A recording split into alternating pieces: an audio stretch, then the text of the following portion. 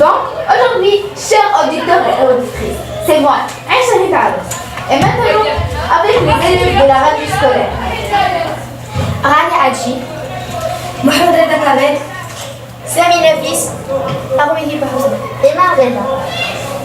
Et pour le sommaire d'aujourd'hui, il y en a d'abord. Qu'est-ce que c'est que la biodiversité qui va être présentée par mademoiselle Imarena, et l'environnement qui va être présenté par mademoiselle Hiba Hesnaoui, et la COP22 qui va être présentée par moi, et la faune qui va être présentée par mademoiselle Rani Adji, et Mohamed Reda Kabel qui va présenter Fabel Habel, et Sami Nafis qui va présenter Naruto Shippuden. Premièrement, je passe la parole à mademoiselle Imarena. La biodiversité est l'ensemble des animaux, micro-organismes, plantes, champignons ou animaux. Et ce sont aussi les interactions qui le relient entre eux et avec le milieu où ils vivent. Après, je donne la parole à mademoiselle Hiba Hesnaoui. L'intérêt croissant du public pour les questions d'environnement dans les pays développés se traduit par la multiplication des programmes de recherche dans ce domaine. Une distinction doit être faite entre les recherches thématiques sur l'environnement, la recherche sur les écosystèmes et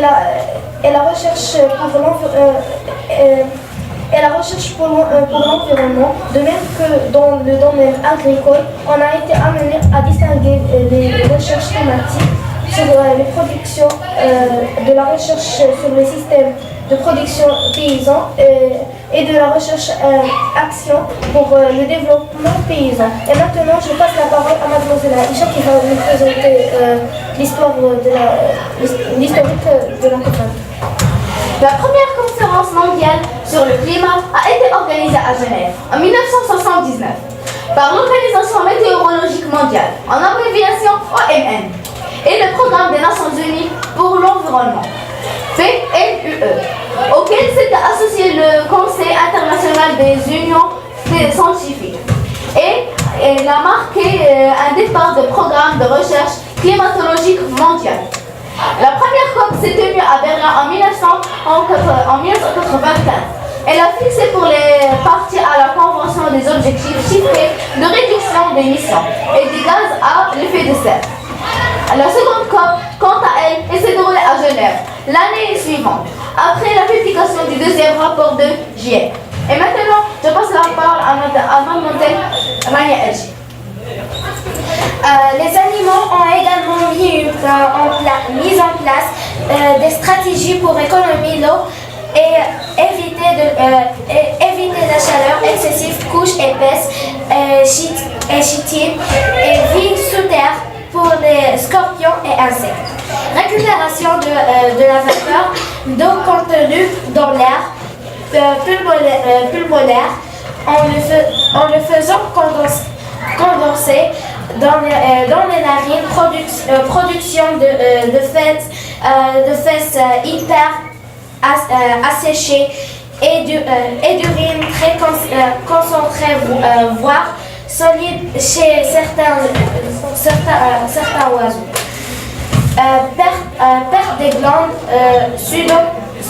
sudoripares, couleur claire de la robe pour réfléchir le soleil, recherche d'eau et de nourriture de la nuit, accumulation d'eau dans les proches internes,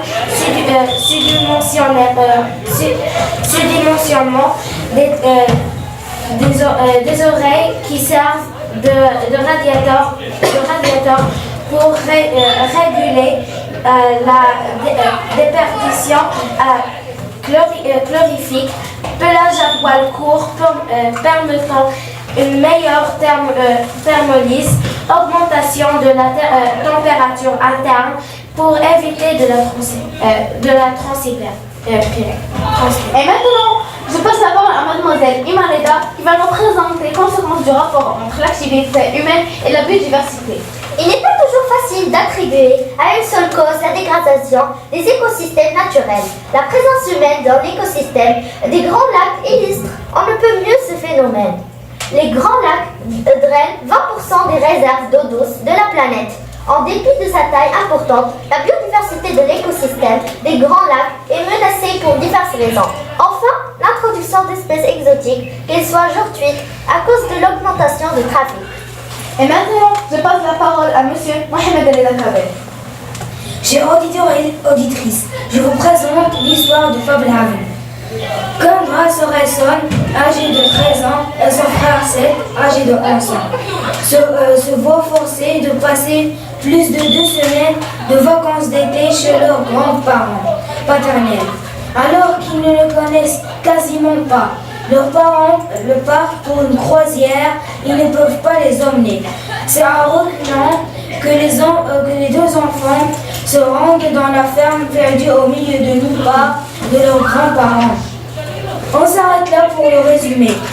Je vous rassure, j'ai sauté un bon nombre de détails de ce petit résumé et ceci ne reflète que la moitié du livre. Il nous vous reste plein donc de choses de raconter, de découvrir pour ceux qui se l'attendent. Et maintenant, je passe la parole à Monsieur Sami Nafis. Chers admirateurs, chères admiratrices, je suis ici devant vous pour vous présenter l'un de mes mangas préférés, Naruto.